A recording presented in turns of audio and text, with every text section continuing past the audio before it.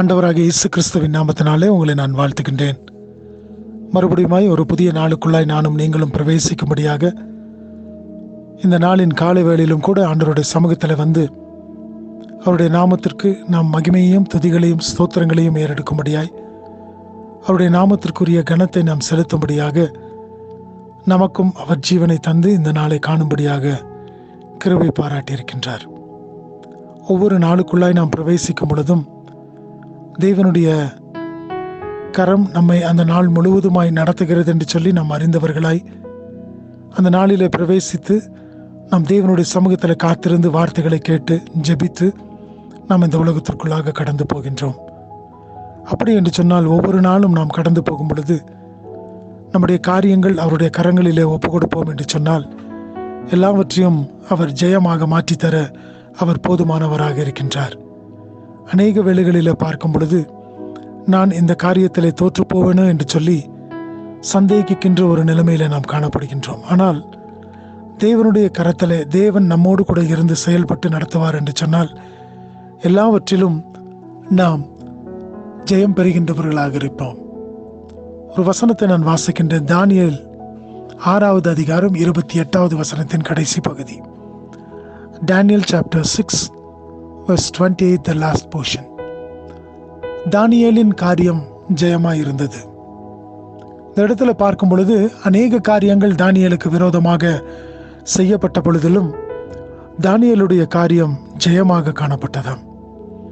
ஏன் இப்படிப்பட்ட ஒரு ஜெயம் என்று சொன்னால், தானியேல் தான் ஆராதித்த தேவனை கைவிட்டு விடாதபடிக்கு அல்லது அவரை விட்டு விலகாதபடிக்கு அவரை 3 வேளையும் ஆராதிக்கின்ற ஒரு மனிதனாக, 3 வேளையும் அவரை நோக்கி பார்க்கின்றவராய், எல்லா சூழ்நிலைகளிலும் அவரை சார்ந்து கொண்ட ஒரு அனுபவத்தை உடையவராய் காணப்பட்டபடியினாலே தானியேலின் காரியங்கள் ஜெயமாய் காணப்பட்டதாம். இந்த நாளின் காலை வேளையிலும் கூட அவருடைய சமூகத்தில் நானும் நீங்களும் வந்திருக்கும் பொழுது நாம் எல்லா நிலைமைகளிலும் நாம் தேவனை நோக்கி பார்க்கின்றவர்களாக இருக்கின்றோமா? தானியேல் சொல்லுகின்றார், எந்த சூழ்நிலை வந்தாலும் நான் ஆராதிக்கின்ற தேவன் என்னை தப்புவிக்க வல்லவராயிருக்கிறார் என்று சொல்லி.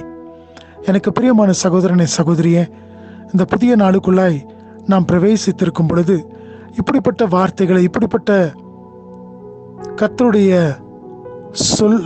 சொல்களை நானும் நீங்களும் சொல்லுகின்றவர்களாக காணப்படுகின்றோமா?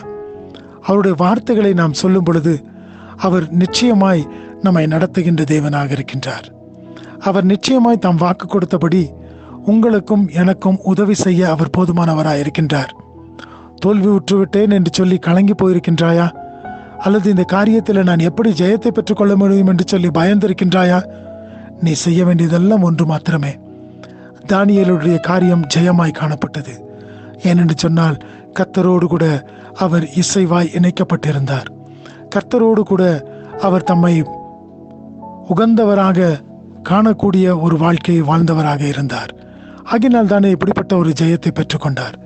எனக்கு பிரியமான சகோதரனை சகோதரியே, இந்த நாளின் கால வேளையிலும் கூட வந்திருக்கும் பொழுது அவருடைய கரங்களில் நம்மை ஒப்புக் கொடுப்போமா? ஆண்டவரே, என்னை உம்முடைய கரத்தில் ஒப்புக் கொடுக்கின்றேன், என்னுடைய குடும்பத்தை உம்முடைய கரத்தில் ஒப்புக் கொடுக்கிறேன். இந்த நாள் முழுவதுமாய் நீர் என்னை வழிநடத்தும். நீர் நடத்தக்கூடிய காரியங்கள் எல்லாவற்றையும் நான் பார்க்கும் பொழுது அவைகள் ஜெயத்திற்காய் காணப்படுகிறது என்று சொல்லி நான் விசுவாசிக்கின்றேன்.